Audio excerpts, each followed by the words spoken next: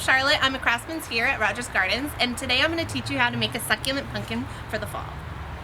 And so what we're going to need to start this project is a pumpkin, reindeer moss, tacky glue, tacky spray. We need pruning shears and bonsai shears.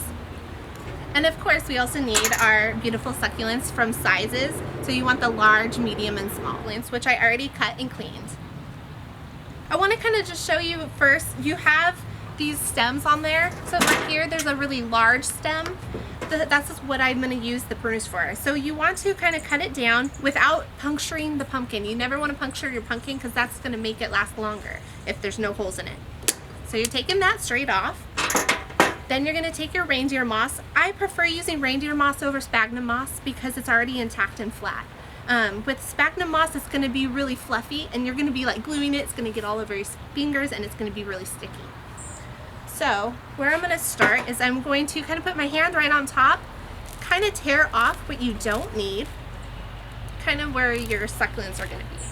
You're going to take your tacky spray and you're going to spray right on top of the pumpkin and place it on. I choose the Cinderella pumpkin just because of the grooves that it has. I love when the succulents are going down the sides. But even with the like textured pumpkins, those are fun to use as well. So this is nice and tacked on. I check the side, so if anything is lifting, I will spray and kind of bring it in. So I also brought over the fish hooks.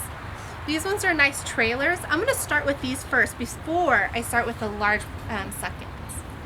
So you're going to take a couple, and I keep the roots intact because they're going to last a lot longer. And you're going to place it kind of where you want it to be. So this is kind of where the focal point is of my pumpkin, where I have it. So I'm going to place this maybe to the side, down one of the grooves with your tacky glue. You're going to glue right on the top here and place it in. And then we're going to start with our large succulents. So here I'm going to be placing it right around the top. Never try to put it on the leaves itself because when the glue dries, it's going to dry up and take the moisture out and then it's just going to die itself. So try to keep it just centered. And because it's leaning this way, don't worry about that because you're going to put the other succulents like this and push it forward. I'm going to stay like, this one is so tall, so if I put this in there, he's just going to fall. So I'm going to put him last after all the big ones. Same thing, right in the center.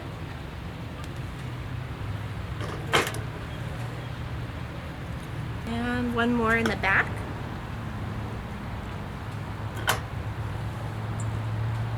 And now we're going to put the tall one in. Cleaning them up as you go along, just to make sure it looks great when you're done.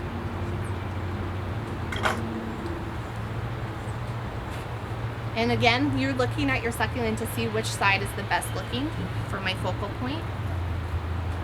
Alright, so now that we have this kind of set of just like the large succulents, we're going to move on to the next size, your medium. So now we're kind of working around the whole pumpkin. You can see that there was a few spots that were empty.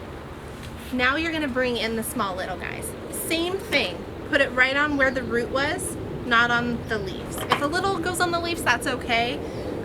But you don't want a ton.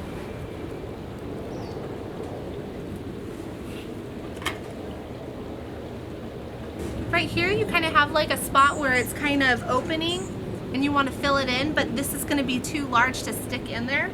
So now that I have the medium and the large, I'm going to come to these here. These are called my fill-inners. So this one, you just take sections off of it. So here I can take off a little piece from here, right out of there, put some glue on it, and fill it in. So there you go. It's kind of filling in your empty spots. And you can do that all the way around. One thing also that you can notice is these two are kind of like tall. That's what I'm going to be using for the inner side of filling it in. These ones are kind of your low, kind of cascading, and that's what I'll use around the bottom to cover the moss. And just so that there's not just one on one side, I'm going to add one to the other side just because. Even if there's not a spot, I'll make a spot. Now we're gonna fill in with these guys. So these are all the small.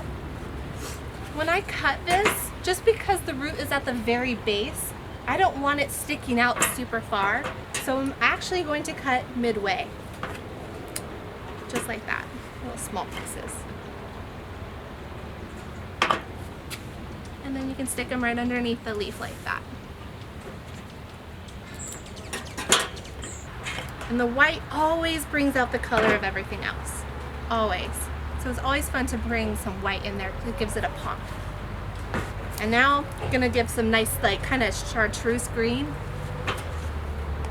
Same thing, cutting it, not out the way to the bottom, but I do leave a little bit of a stem so you can put your glue on that.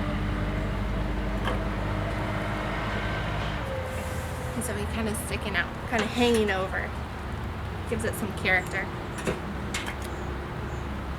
And also one thing that I do notice when I do this is, see how you have the straightness and it's laying down? That's how you want it to lay on the pumpkin. You don't want to have it this way or else it's kind of growing up, unless that's the look that you're going for. But I kind of want it to hang down. You want this to let it dry before you start moving it around or else it's just going to fall all apart. So about maybe 15 minutes, the max. And then after that, you can put it wherever you want in your house. And there you go, our succulent pumpkin. Thank you so much for joining us today, and don't forget to visit our Halloween boutique.